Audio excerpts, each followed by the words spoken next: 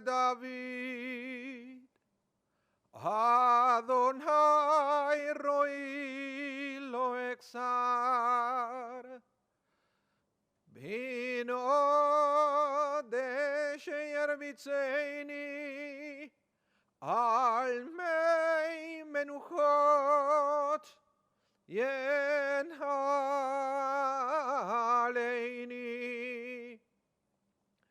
נפשי ישובב ינחני במקל צדק למען שמו. גם כי הלך וקיצל מוות לא ידע רע כי אתה עמדי. שבטך ומשענתך המה ינחמוני. תערוך לפני שולחן נגד צורריי. דישנת בשמן ראשי כוסי רוויה. אך טוב וחסד ירדפוני כל ימי חיי. ושבתי בבית אדוני לאורך ימים. The words of the 23rd Psalm, a Psalm of David. The Lord is my shepherd, I lack nothing. He makes me lie down in green pastures. He leads me to water in places of repose. He renews my life. He guides me in right paths as befits his name. Though I walk through a valley of deepest darkness, I fear no harm, for you are with me. Your rod and your staff, they comfort me. You spread a table for me in full view of my enemies. You anoint my head with oil, my drink is abundant. Only goodness and kindness shall pursue me all the days of my life, and I shall dwell in the house of Adonai for many long years. So we are gathered here this afternoon, sadly, to say goodbye to Sondra Cohn. Sarah Beila Batzev Esther, Zichronah Livracha, of blessed memory. The daughter of William and Patty Cates, of blessed memory. The wife of the late Martin Cohn, of blessed memory. The sister of Janice and Frank Kanofsky. The mother of Susan Cohn and Lorne Cohn and Miriam Blumstock. The grandmother of Thomas, Michael, Matthew, Sidney, and Noah. Sondra passed away peacefully after a long illness, surrounded by family, on Sunday, August 12th, at the age of 83. In a few minutes, we're going to hear some memories about Sondra from Lorne. But during a Jewish funeral, we have lots of rituals and prayers, and the most important part is, no doubt, the eulogy that you're about to hear in a few minutes. Eulogizing the deceased is an important ancient Jewish custom, dating all the way back to the patriarch Abraham, who eulogized his wife Sarah. As we read in the Torah in the book of Genesis, Abraham came to eulogize Sarah and to cry for her.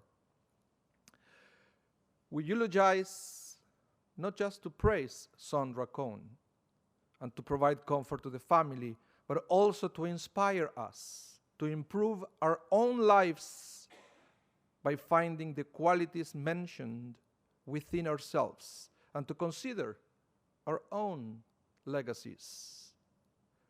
Sondra lived a life committed with some very important Jewish values, and I wanted to share at least a couple of them with you before the eulogy. Sondra was kind and a friendly person. In the Jewish tradition, kindness is expressed with the Hebrew word chesed. Chesed, like many Hebrew words, does not translate exactly into English. The words means more than simply kindness. Often translated as loving kindness, chesed means giving oneself fully with love and compassion. The concept of chesed appears in the Torah more than 190 times. For this reason, many Jewish thinkers hold the value of loving kindness up to Judaism's primary ethical virtue. Judaism teaches us to lift up each day and to make it special. With acts of chesed, we do just that. Sondra expressed the value of chesed through voluntarism. She shared love and compassion with many people and was awarded for all her time and dedication. She chaired large fundraiser campaigns for the combined Jewish appeal. We will never know for sure, for certain, how many people she helped by raising all that money for recipients she didn't even know. According to the rabbis, the highest level is when one gives tzedakah to the poor, charity to the poor, but neither the giver nor the receiver knows each other. For in this case, the duty of giving tzedakah for its own sake has been carried out. In the Holy Temple of Jerusalem, for example, there was a secret chamber into which good people will secretly place money and from which the poor will take secretly. Sondra understood that assisting the poor is not an act of grace, but a duty. And her family was always proud for all the work she did for the community, and at the same time that she was always there for the family, for Lorne, for Susan, and for her beloved Martin, Alava Shalom, to whom she was married for almost 60 years. But Sondra's connection to Judaism wasn't just through Jewish ethics. She was involved with the Shari Zedek synagogue since the time she married Martin. As an example, one of Sondra's biggest regrets was the fact she couldn't have her bat mitzvah at the age of 12. You see, back in the day, it wasn't something that girls would do. But Judaism was so important to her that she decided to fulfill that dream when she was 55, studying, preparing, and finally celebrating her bat mitzvah in 1990. But the other important Jewish value that Sondra cherished during her life was friendship. Sondra was always surrounded by friends, and she was a good friend to all of them. The benefits of friendship is appreciated by Jewish tradition. Ecclesiastes wrote, "Two are better than one because they have a good reward for their labor. For if they fall, the one will lift up his fellow. But woe to him that is alone when he falls, for he has not another to help him up." Friendship is clearly more than a social connection in the Jewish context. Friends offer each other help, loyalty, protection, support, unselfish love, and moral guidance. Judaism defines friendship as one of the primary relationships in life, a tie, at times exceeding that which with bond blood relatives. Perhaps to expand on these topics and for sure to share with us more about Sondra, I would like to invite now Lorne to come forward to eulogize his mother.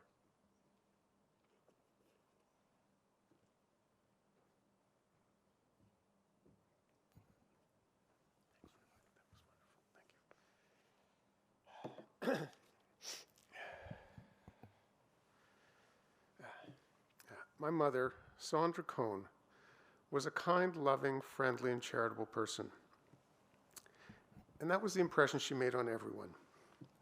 During these last few days, and actually my whole life, anyone who knew my mother would, without exception, tell me with such fondness how kind and friendly she was. The word sweet was commonly used. And those words just touched the surface. The more you knew my mother, the more you saw that her kindness, consideration, and genuine interest for others was the core of who she was and the root of the relationship she had with the people around her. My mother was first and foremost focused on her family. Nothing was more important in her life, and nothing gave her greater joy than being with her family. She also had a full and vibrant social life. She had a huge group of close, lifelong friends. She loved social events, and she had a passion for travel. And it could be anywhere, from Paris to Toronto to Grand Forks. And even though she was completely devoted to her family, loved socializing with friends and traveling, she always made time for volunteer work and for charity. If she wasn't looking after us, she was spending time working for CJA, Hadassah, Ort, or one of the many other charities that focused on Israel and the Jewish community in Winnipeg. My mother was an incredible mother, mother-in-law, grandmother, wife, sister, daughter, aunt, and friend. As a mother and grandmother, she was truly amazing. Growing up, she had nothing but time for us and would do anything to make sure we were having fun. I remember Susan and I would spend wonderful summers with my mother at Winnipeg Beach. When I was around 8, I decided I wanted to learn how to golf. Now, anyone who knows my mother knows that she was not an athlete. I can hear the laughter. But her lack of coordination didn't stop her from taking me out to the Winnipeg Beach golf course again and again so I could learn. Even though she really couldn't hit the ball, I think she had more fun than I did. Now, my golf suffers to this day, but I still love the game, and I have the best memories of my summers spent learning to play. My mother always displayed such pride in her family. She always loved to talk with me at length about what I was doing, about my friends, my travels, my school, and later about work. She was always so interested and supportive. And then I got to see my mother in action for a second time as an incredible grandmother. I would watch her first with Thomas and Michael, and then with my kids. She would be on the floor playing with them for hours, with endless patience and enjoying every minute. Whether she was playing cards or taking them to the children's museum or going for ice cream or looking for any opportunity to get out on the boat with them at West Hawk Lake, while her grandchildren were having the greatest time, she was happier than anyone. And that happiness was contagious. That's why we always wanted to spend as much time as we could with her and my father at the cottage or in Winnipeg or Palm Springs. And my mother was also a wonderful wife to my father. They were married for close to 60 years and were completely devoted to each other. I could tell many stories about what kind of wife my mother was, but I'll keep it to one. My father took up hobby farming sometime in the mid-1970s. Now, farm would have been the last place my mother would have seen herself spending time. But during the summers, on many weekends and evenings, my mother would pack up food and other supplies and schlep the 40 minutes or so out to the farm so they could be together. And my mother managed to have fun doing it. She even went as far as putting together a memorable farm-themed anniversary party for them one year. My mother had a great relationship with her sister Janice and brother-in-law Frank. They enjoyed so many years spending time together in Palm Springs. And I can honestly say that over all these years, when I would see them together or hear them speak on the phone so often, I never once heard them argue. And maybe more impressively, and what speaks volumes of the kind of daughter my mother was, I never heard her have any argument or lose her temper with her mother. And when her mother was in the Sharon home for well over 10 years, my mother would drive to the North End almost every day to see her. And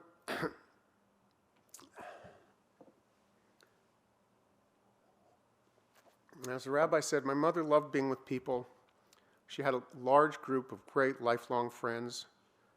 She loved nothing more than being with them or going to her weekly bridge game, even though she wasn't much of a card player. And even as she started noticing that she couldn't really play her hand, she was happy to just go and sit with them for the afternoon while the rest of them played, just so she could spend time together. She loved to travel and would travel as much or as often as she could convince my father to go. It was wonderful that while she could still enjoy traveling, she got to take the trip of a lifetime with Susan to Paris. She enjoyed every minute of their time together, and it was something she had talked about doing for her whole life. And while looking after her family and having a full social life, it was extremely important for her that she made time for charity. And she did that with great success. One of my earliest memories includes images of my mother and all her friends sitting around our living room on Ash Street for hours. They were sewing bright flowers onto kerchiefs to sell at the Hadassah Bazaar. And from there it would continue. It was always something, up to the time where she was leading annual fundraising campaigns for CJA. Charity was always important to my mother, and she made a difference in so many people's lives, while ensuring to instill those same values in her children and grandchildren. And while she was great at organizing and fundraising, she was terrible with technology. She was good-humored about it, but she was hopeless. When the first generation of one-button cameras came out, my mother was determined, and once she learned how to use those cameras, there was no turning back. For my mother, who enjoyed time with friends and family so much, she now had an opportunity to document all those events and revisit them again and again. There was no party or family visit, holiday or outing, that was complete without my mother getting everyone to pose for countless pictures. Then my mother would get the prints and arrange them all in albums for herself, with copies to send to her friends and family that were featured in those pictures. Although there was some moaning and complaining by the subjects of my mother's photography, everyone enjoyed reliving the events through the pictures, and no one more than my mother. With every visit to my parents, it wasn't long before the grandchildren or Miriam and I were flipping through albums, side by side with my mother, with her smiling as she relived her wonderful memories. There isn't a friend or family member that doesn't have at least one Sondra Cohn personalized album on their shelves. So in the years to come, we'll certainly look at those pictures. We'll look at those pictures with memories of the happy occasions, but more importantly, with the fondest memories of the wonderful person, mother and grandmother and friend that was behind the camera. I always measure the way I treat my family and friends by the standard of love and kindness and respect that I learned from my mother. I'd like to think that we have taught this to our children and that they will teach it to their children. We're so grateful for how special and loved my mother always made us feel. We will remember all the wonderful times we had together, and she will always be in our hearts. We will always love her and miss her.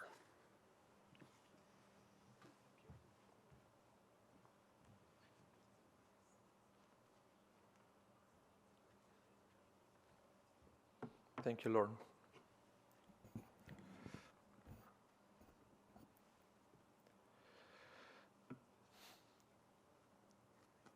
There is a clear evidence in the Torah of belief in existence after death.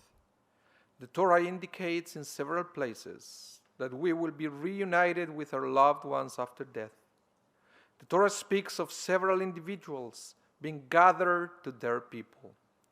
This gathering is described as a separate event from the physical death of the body or the burial.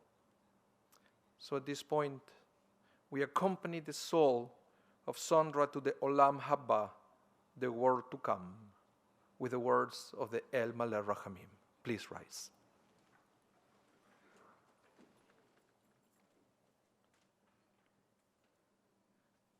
El male rachamim shochem b'meroimim hametzeh menucha nechona tachat kanfei השכינה ומעלות קדושים, קדושים וטהורים, כזוהר הרקיע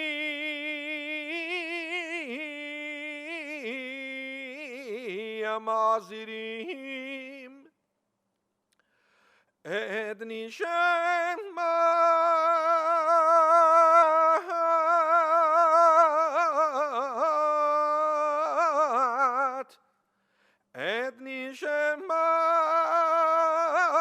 שרה בן לבת זה ואסתר שעליך לעולמה בעבור שאנו מתפללים ועד הצקרת נשמתה בגן עדן,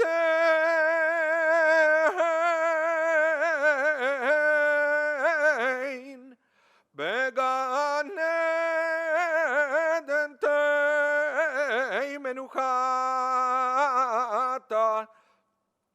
לכם ולרחמים יעשתי דעה וסדר כנב לעולמים וצרור בצרור החיים החיים את נשמתה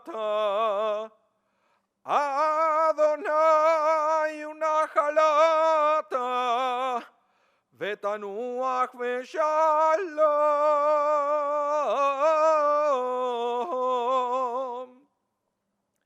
על משכבה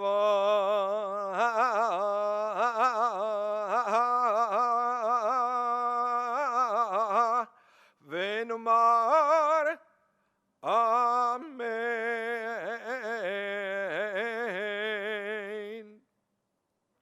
God, full of compassion, dwelling on high, grant proper rest in the shelter of your presence in the ranks of the saintly and pure, radiant like the bright heavens, to the soul of Sondra Cohn, who has gone to her eternal home.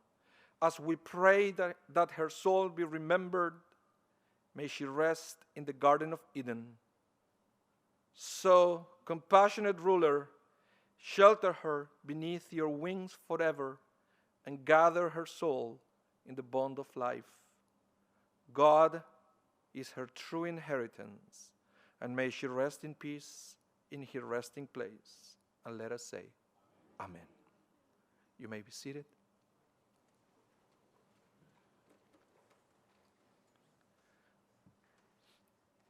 So in a few minutes, we are going to proceed in caravan fashion to the Sharizedek Cemetery. And if you are coming with us to the cemetery, please remember to turn on your four-way flashers to identify your car as part of the procession. And please remember to stop at stop signs and red lights.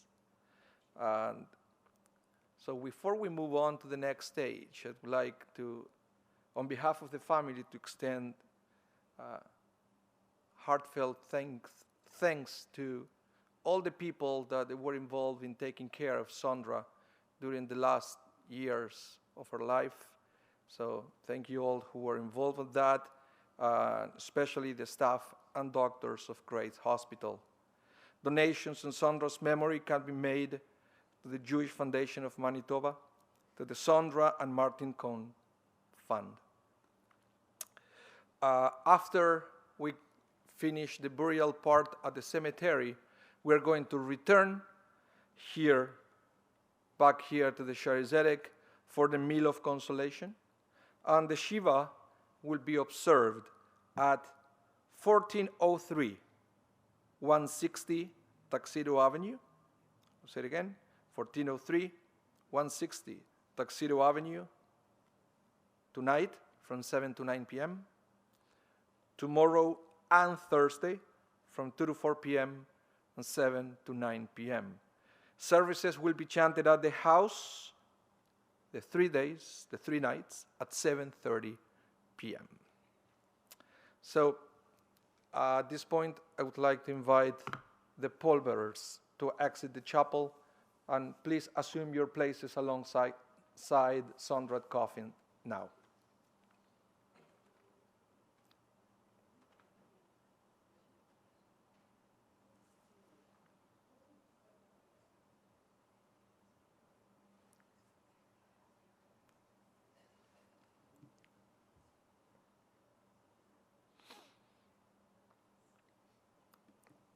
And as is customary here at the Shari Zedek, family exits now and proceeds directly to their transportation.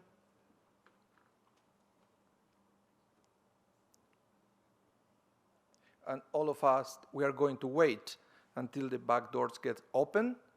And at that point, the tradition is to leave the building immediately and to form 2 lines outside the building through which the coffin can find its way into the hearse. So while that happened, let me repeat once again maybe the Shiva arrangements.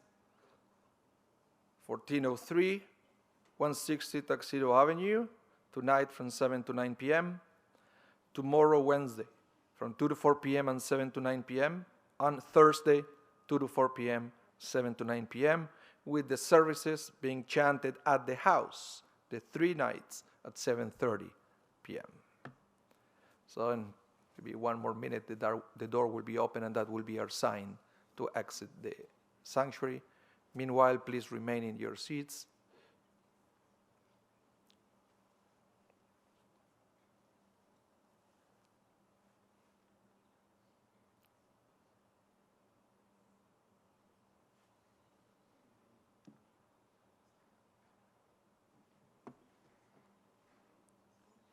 That's our sign. Thank you all for coming.